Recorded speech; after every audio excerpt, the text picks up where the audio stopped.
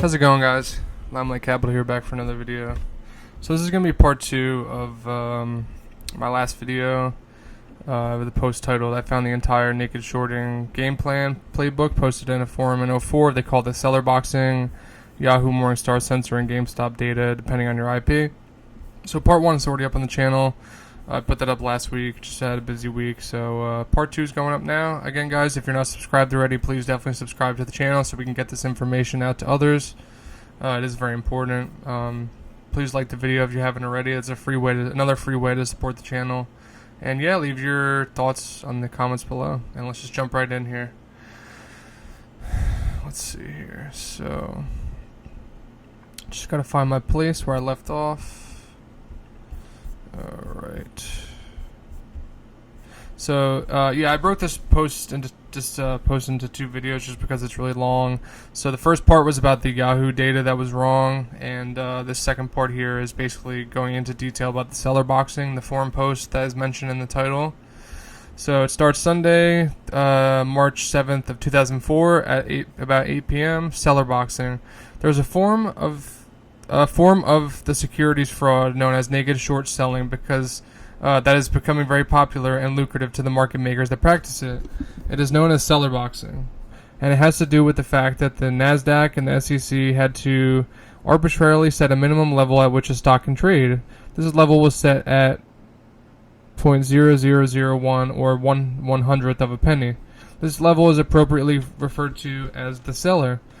This 0.0001 level can be used as a backstop for all kinds of market maker and naked short selling manipulations.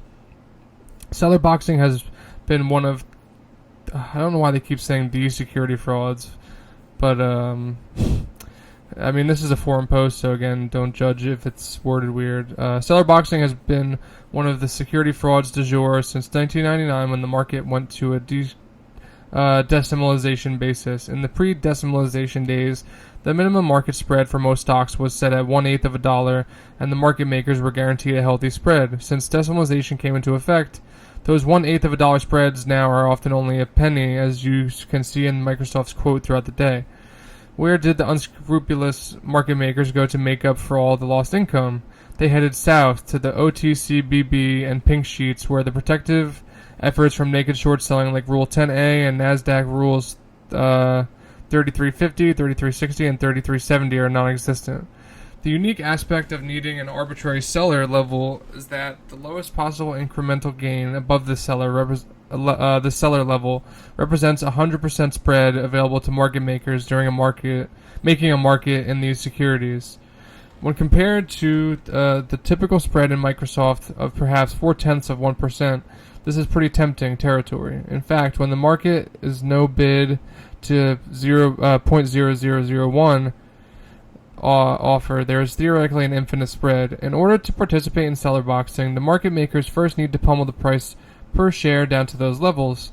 The lower they can force the share price, the larger are the percentage spreads to feed off of.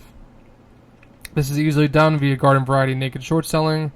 In fact, if the market maker is large enough and has enough visibility of buy and sell orders as well as order flow, he can simultaneously be acting as the conduit for the sale of the non-existent shares through Canadian co-conspiring broker-dealers and their associates, with his right hand at the same time that his left hand is naked short selling into every buy order that appears through its own proprietary accounts. The key here is to be dominant enough of a market maker to have visibility of these buy orders. This is referred to as a broker-dealer internalization, or naked short selling via desking, which refers to the market maker's trading desk. While the right hand is busy flooding the victim company's market with counterfeit shares that can be sold at any instant in time, the left hand is nullifying any upward pressure in share price by neutralizing the demand for the securities. The net effect becomes no demonstrable demand for shares and a huge oversupply of shares, which induces a downward spiral in share price. In fact, until the beefed up version of Rule 3370, affirmative determination in writing of borrowability by settlement date, becomes effective, U.S. market makers have been legally processing naked short sale orders out of Canada and other offshore locations, even though they and other clearing firms knew by history that these shares were no way going to be delivered. The question then that this begs to be asked is how the system can allow these obviously bogus sell orders to clear and settle. To find the answer to this one, no need to look further than Addendum C to the rules and regulations of the NSCC subdivision of the DTCC. This gaping loophole allows the DTCC, which is basically 11,000 bids per second, I think, and banks that we refer to as Wall Street, to borrow shares from those investors naive enough to hold those shares in street name at their brokerage firm. This amounts to about 95% of us. Theoretically, this borrow was designed to allow traders to clear, or allow trades to clear and settle that involve legitimate 1 or 2 day delays in delivery. This borrow is done unbeknownst to the investor that purchased the shares in question and amounts to probably the largest conflict of interest known to mankind. The question becomes, would these investors knowingly loan without compensation their shares to those whose intent it is to bankrupt their investment if they knew that the loan process was the key mechanism needed for the naked short sellers to effect their goal? Another question that arises is, should the investors, I really don't know what the BD stands for here, investors BD who just earned a commission and therefore owes a client a fiduciary duty of care, be acting as the intermediary in this loan process, keeping in mind that this BD is being paid, or I guess this broker-dealer is being paid the cash value of the shares being loaned as a means of collateralizing the loan, all unbeknownst to his client, the purchaser. An interesting phenomenon occurs at these seller levels, since NASDAQ Rule 3370 allows market makers to legally naked short sell into markets characterized by a plethora of buy orders at a time when few sell orders are in existence. A market maker can theoretically legally sit at the 0.0001 level and sell non-existent shares all day long, because at no bid and 0.0001 ask, there is obviously a huge disparity between buy and sell orders. What tends to happen is that every time the share price tries to get off of the seller floor and onto the first step of the stairway at 0.001, there is somebody there to step on the hands of the victim corporation's market. Once a given microcap corporation is boxed in the cellar, it doesn't have a whole lot of options to climb its way out of the cellar. One obvious option would be for it to reverse split its way out of the cellar, but history has shown that these are counterproductive, as the market cap typically gets hammered and the post-split share price level starts heading back to its original pre-split level. Another option would be to organize a sustained buying effort and muscle your way out of the cellar, but typically there will, as if by magic, be a naked short sell order there to meet each and every buy order. Sometimes the shareholder base can muster up enough buying pressure to put the market at 0.0001 bid and 0.0002 offer for a limited amount of time. Later, the market makers will typically pound the 0.0001 bids with the blitzkrieg of selling to wipe out all of the bids, and the market goes back to no bid and 0.0001 offer. When the weak-kneed shareholders see this a few times, they usually make up their mind to sell their shares the next time that the 0.001 bid appears and to get the heck out of Dodge. This phenomenon is referred to as shaking the tree for weak-kneed investors and is very effective. At times, the market will go to 0.001 bid and 0.003 offer. This sets up a juicy 200% spread for the market makers and tends to dissuade any buyers from reaching up to the lofty level of 0.003. If a 0.002 bid should appear from a market maker not playing ball with unscrupulous market makers, it will be hit so quickly that level 2 will never reveal the existence of the bid. I'm just going to say 0.1 and 0.3 just because it's a lot to say. So the 0.1 bid at 0.3 offer market sets up a stalemate wherein market makers can leisurely enjoy the huge spreads while the victim company slowly dilutes itself to death by paying the monthly bills with real shares sold at incredibly low levels. Since all of these development stage corporations have to pay their monthly bills, time becomes on the side of the naked short sellers. At times, it almost seems that the unscrupulous market makers are not actively trying to kill the victim corporation, but instead want to milk the situation for as long of a period of time as possible to let the corporation die a slow death by dilution. The reality is that it is extremely easy to strip away 99% of a victim company's share price or market cap and to keep the victim corporation boxed in the cellar, but it is really difficult to kill a corporation, especially after management and the shareholder base have figured out the game that is being played at their expense. As the weeks and months go by, the market makers would make a fortune with these huge percentage spreads, but the net aggregate naked short positions become astronomical from all this activity. This leads to some apprehension amongst the co-conspiring market makers. The predicament they find themselves in is that they can't even stop naked short selling into every buy order that appears, because if they do, the share price will gap, and this will put tremendous pressure on net capital reserves for the market makers and margin maintenance requirements for the co-conspiring hedge funds and others operating out of the more than 13,000 naked short selling margin accounts set up in Canada. And of course, covering the naked short positions is out of the question, since they can't even stop the day-to-day naked short selling in the first place. And you can't be covering at the same time you continue to naked short sell. What typically happens in these situations is that the victim company has to massively dilute its share structure from the constant paying off of the monthly burn rate with money received from the selling of real shares at artificially low levels. Then the goal of naked short sellers is to point out to the investors, usually via paid internet bashers, that with the, let's say, 50 billion shares currently issued and outstanding, that this lousy company is not worth the 5 million market cap it is trading at, especially if it is not just a shell company whose primary business plan was wiped out by naked short sellers' torturous interference earlier on.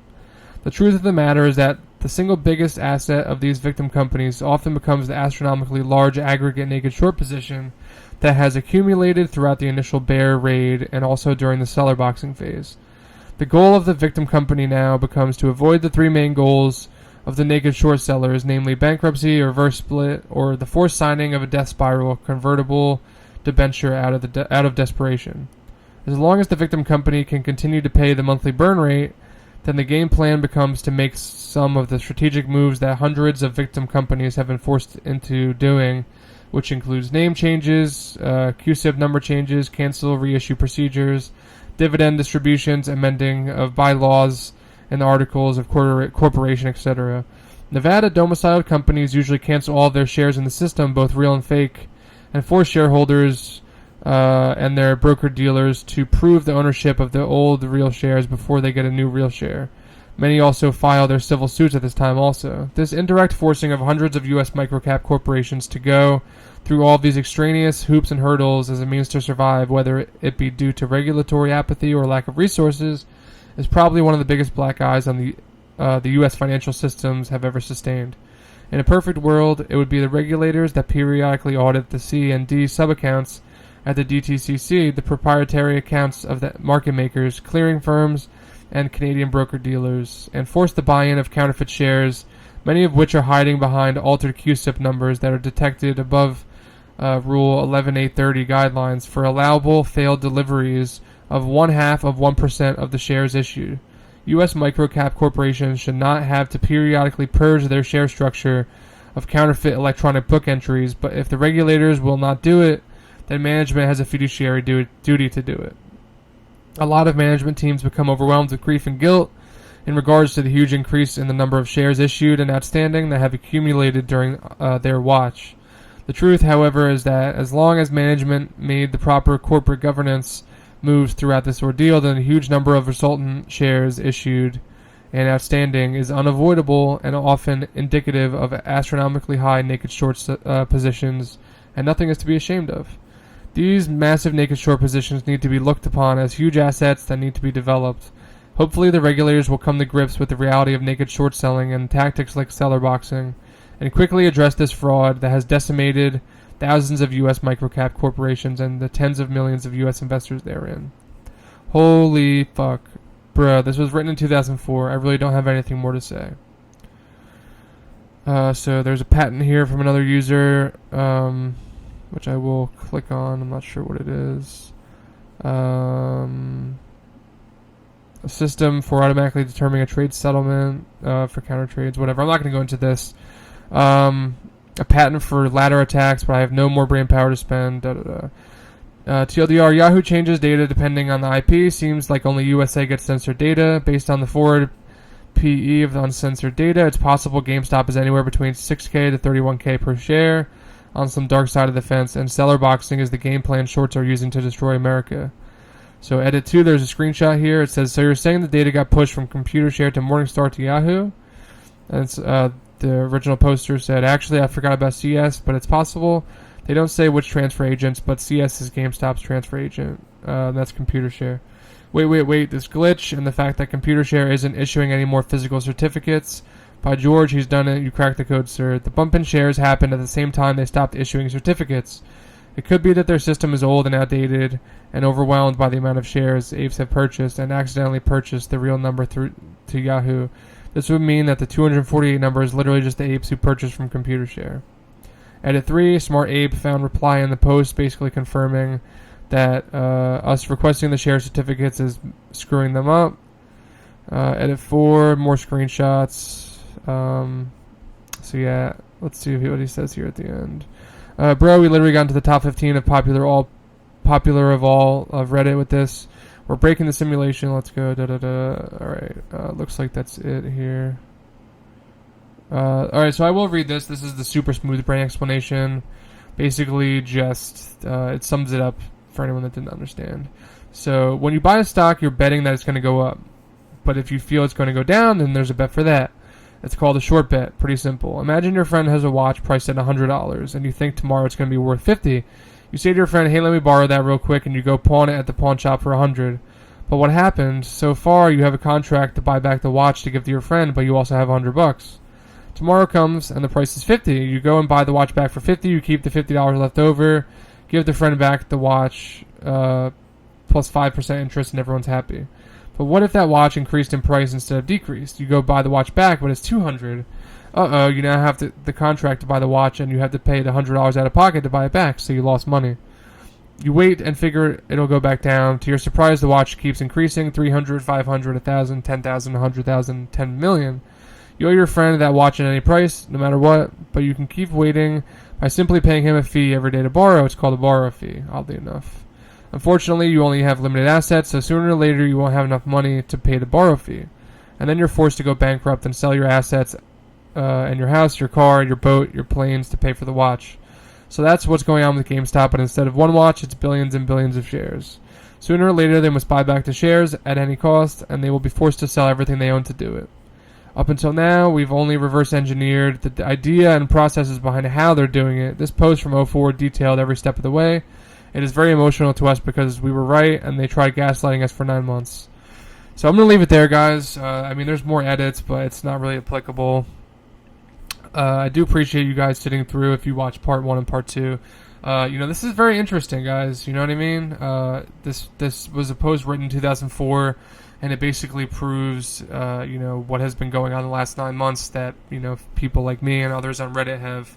The data has shown that, hedge funds, institutions, brokers, whoever we are, I guess, technically fighting against in the GameStop situation, it shows that the situation is, as dire as we thought. So, yeah, guys, I do appreciate you sitting through the video. Again, please like and subscribe if you're not already.